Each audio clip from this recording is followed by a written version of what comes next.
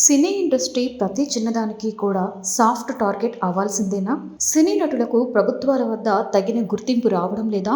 ఎందుకు ప్రతిసారి ప్రభుత్వాలకి భయపడుతూ సినీ ఇండస్ట్రీ బ్రతకాలి అనే వాదన ఇప్పుడు సోషల్ మీడియాలో బలంగా వినిపిస్తోంది. కేవలం ఒక్క వ్యక్తి చేసే తప్పు లేదా పొరపాటుకి ఇండస్ట్రీ మొత్తం అనుభవించాలి అనే ధోరణితో ముఖ్యమంత్రులు వ్యవహరిస్తున్నారు.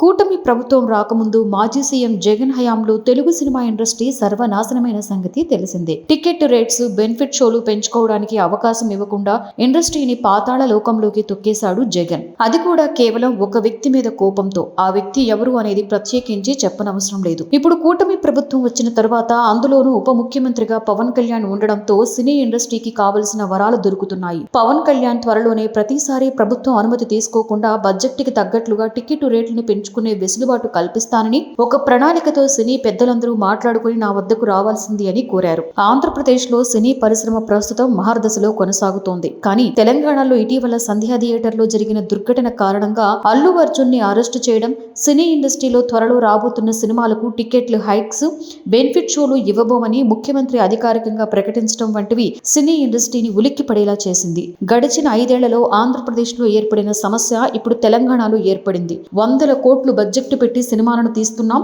ఇప్పుడు మా పరిస్థితి ఏంటి దేవుడా అని నిర్మాతలు రోధిస్తున్నారు. తెలుగు సినిమా సత్తా ప్రపంచం మొత్తం చూస్తున్న ఈ రోజుల్లో 1-2 ఘటనలను ఆధారంగా తీసుకుని సినీ ఇండస్ట్రీ మొత్తం ఇక ఇబ్బంది పడాల్సిందే అంటే ఎంతవరకు సబబు అని సోషల్ మీడియాలో కొంతమంది విశ్లేషకులు అభిప్రాయపడుతున్నారు. అయితే సీఎం రేవంత్ రెడ్డితో చర్చలు జరపడానికి 2-3 రోజుల్లో సినీ పరిశ్రమకు సంబంధించిన పెద్దలందరూ వెళ్తున్నారు. ఖచ్చితంగా సమస్యకి పరిష్కారం అయితే దొరుకుతుంది. కానీ ఎన్నాళ్ళు ఇలా? గతంలో కూడా మాజీ సీఎం జగన్ వద్దకు చిరంజీవి, మహేష్ బాబు, ప్రభాస్, రాజమౌళి వంటి దిగ్గజాలు వెళ్లి టికెట్లు రేట్లు పెంపు గురించి బ్రతిమిలాడవలసి వచ్చింది. ఇప్పుడు మళ్లీ అదే తరహా పరిస్థితి తెలంగాణలో ఏర్పడింది. ఏ చిన్న పొరపాటు జరిగినా తెలుగు సినిమా ఇండస్ట్రీ మొత్తం కూడా ఇబ్బంది పడాల్సిందేనా? మన తెలుగుడి ఖ్యాతి ప్రపంచ నలుమూలలకు విస్తరింపచేసినటువంటి పరిశ్రమలో సినీ పరిశ్రమ కూడా ఒకటి. అలాంటి పరిశ్రమను టార్గెట్ చేయొద్దు అంటూ సోషల్ మీడియాలో నెటిజన్లు వేడుకుంటున్నారు.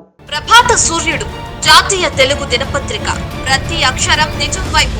నిజం దాగదు, వార్త ఆగదు.